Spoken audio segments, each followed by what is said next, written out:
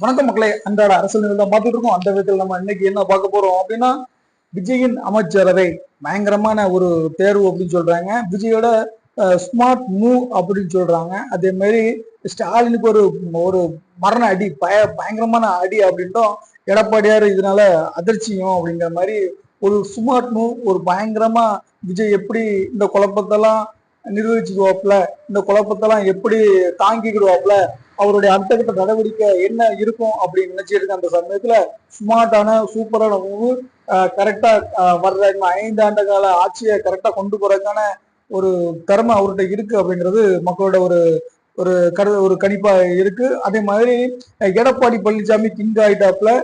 விஜயை நம்பி போன இந்த சிபி சண்முகம் அப்புறம் எஸ்பி வேலுமணி குரூப் வந்து வாயில வாழைப்பழத்தை வச்சிருக்கு அப்படிங்கிற மாதிரி பப்ளிக் கமெண்ட்ஸ்லாம் இருக்கு. அதுவும் ஒரு விஜயோட ஒரு ஸ்மார்ட் மூவ் தான் அப்படின்னு சொல்றாப்புல.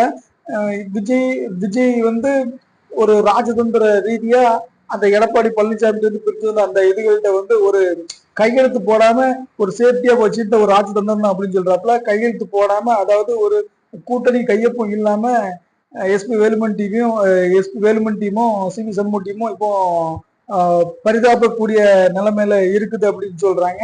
அங்கேயுமே திமுக அதிமுக உடைச்சிட்டு போன அந்த குரூப்புக்குள்ள ஒரு கழகமும் அதுக்கு காரணம் விஜய் அவர்கள் தான் அப்படின்ட்டு, அதே மாதிரி திமுகவுலயும் ஒரு கழகம் ஓடிட்டு இருக்கு, அதுக்கு காரணமும் விஜய் அவர்கள் தான் அப்படின்ட்டு விஜயோட ஆளுமை தன்மை அப்புறம் விஜயோட ஸ்மார்ட் மூவ் தான் இருக்கு இதுக்கு காரணம் அப்படின்னு சொல்றாப்புல. வாங்க இதை பத்தின வீடியோவை தான் நம்ம பார்க்க போறோம். விஜயோட ஸ்மார்ட் மூவ் எப்படி இருந்துச்சு, விஜய் கரெக்டா அதான் டிசிஷன் எடுத்தாரா அப்படிங்கறதான் இந்த வீடியோல நம்ம பார்க்க போறோம். நம்ம சேனல்ல இப்பதான் புதுசு அப்படின்னா நம்ம கண்டிப்பா சப்ஸ்கிரைபும் ஆதரவும் கொடுங்க.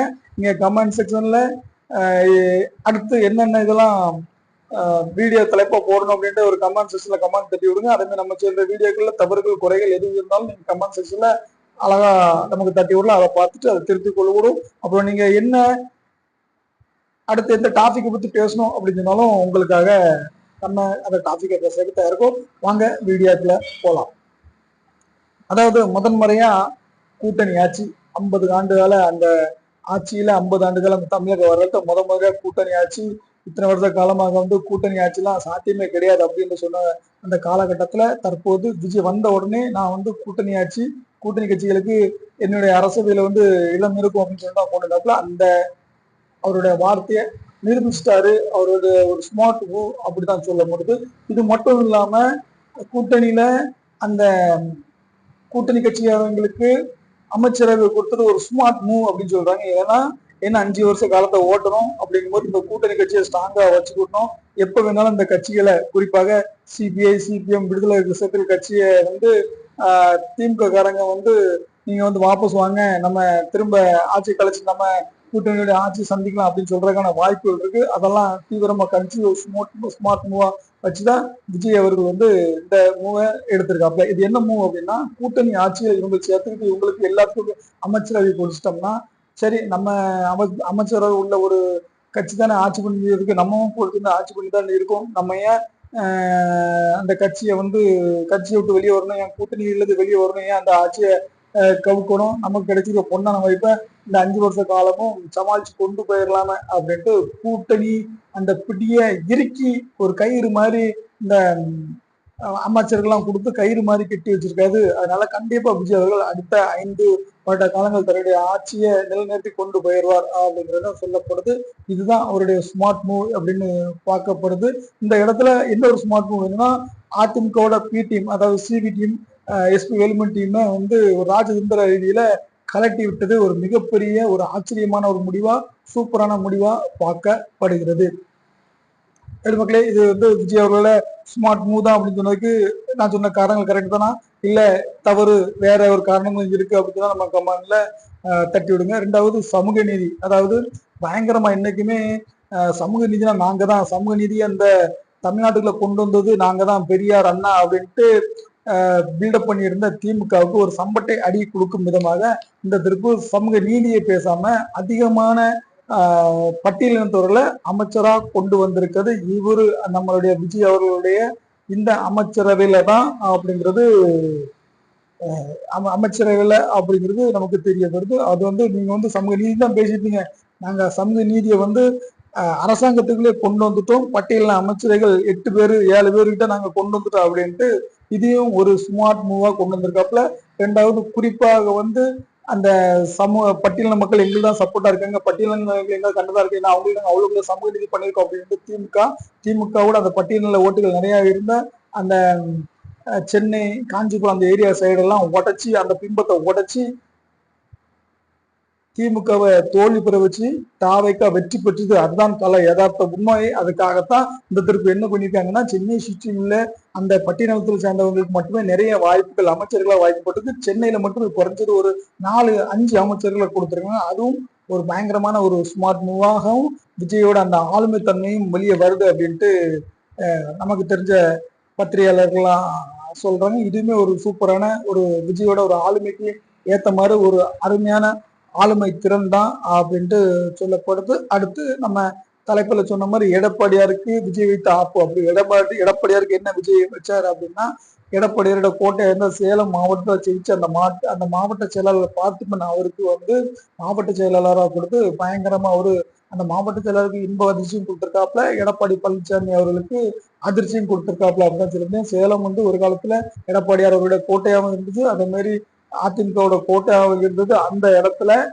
உடச்சி எடுத்து அதுல 4 அந்த அந்த சேலம் நகர் சேர்ந்தவர் அந்த தொகுதியில வெற்றி பெற வச்ச அந்த மாவட்ட செயலாளர் தமிழன் பார்த்திபன் அவர்களுக்கு அமைச்சர்களை இடம் கொடுத்து வெற்றிக்கு பாடுபட்ட அவருக்கு வந்து பரிசாக கொடுத்திருக்காரு அப்படிங்கிறத நமக்கு தெரியப்படுது. இதுவுமே தனது கட்சிக்காக உழைத்த அந்த மாவட்ட செயலாளருக்கு பதவி கொடுத்து தன்னுடைய ஆளுமை நிரூபிச்சிருக்காரு. அது மட்டும் இல்லாம இந்த தமிழன் பார்த்திபன் வந்து எடப்பாடி பழனிசாமி அவர்கள் அவருடைய வேட்பாளர் குழப்பி வந்து திரும்ப எப்படி ஒரு வேட்பாளரை விட்டு ஆகணும் அப்படின்ட்டு விஜய்கிட்ட போய் பேசி எடுத்து ஒரு வேட்பாளர் ரெடி பண்ணி அவரும் 2வது இடத்துக்கு கொண்டு வந்த ஒரு திறமை விஜய் அவர்களுக்கு இந்த மாவட்ட செயலாளரை பத்தி பிடிச்சு போனதுனால அவருக்கான அந்த பொன்னான வாய்ப்புகளும் கிடைத்திருக்கிறது அப்படிங்கிறது சொல்லப்படுகிறது. அதே மாதிரி திமுகவோட சென்னை கோட்டையிலும் ஓட்ட, அதே மாதிரி எடப்பாடியார் அவரோட சேலம் கோட்டையிலும் ஓட்டை போட்ட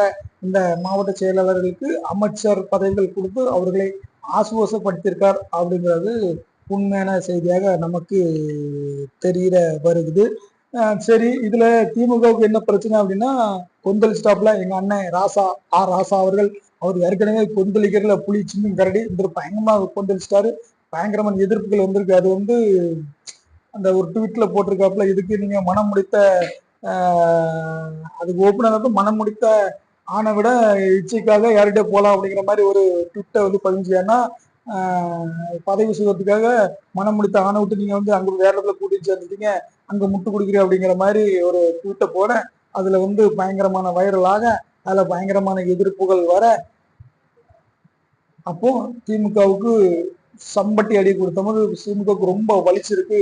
ஏன் இவங்க கூடயே தான் இருக்கணுமா, தனி கட்சிகள் தனி விதமா பண்ண விடாதான், பெண்கள் ஆபாசமான வார்த்தைகள்ல ஆராசா ஏன் இப்படி பேசுறாரு, திமுக தலைமை தட்டி கேட்காதா அப்படிங்கிற ஒரு வைரல்கள் அங்கிருந்து ஓட, உடனே கோபம் கொண்டு வெளிந்திருந்த திமுகவின் தலைவர் மு.க.ஸ்டாலின் அவர்கள்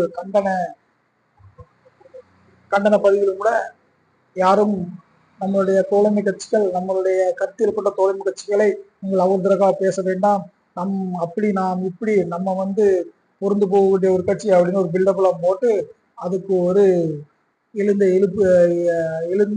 எதிர்ப்புகளுக்கெல்லாம் ஒரு பில்டப் பண்ணி அப்படி சமாதானமா படுத்தி வச்சுக்கோங்க. எந்த பொண்ணுல ஏன்டா வேலை பார்க்கிறீங்க, ஏற்கனவே நம்மகிட்ட இருந்த கூட்டணி கட்சியெல்லாம் அங்க ஓடிவிட்டு அதுல வேற ராசா நீ வேற சும்மா இருக்க மாட்டேங்காயா கொஞ்சம் திரு அப்படிங்கிற மாதிரி ஒரு டயலாக்கை விட்டு அமைதிப்படுத்தி வச்சிருக்காப்ல.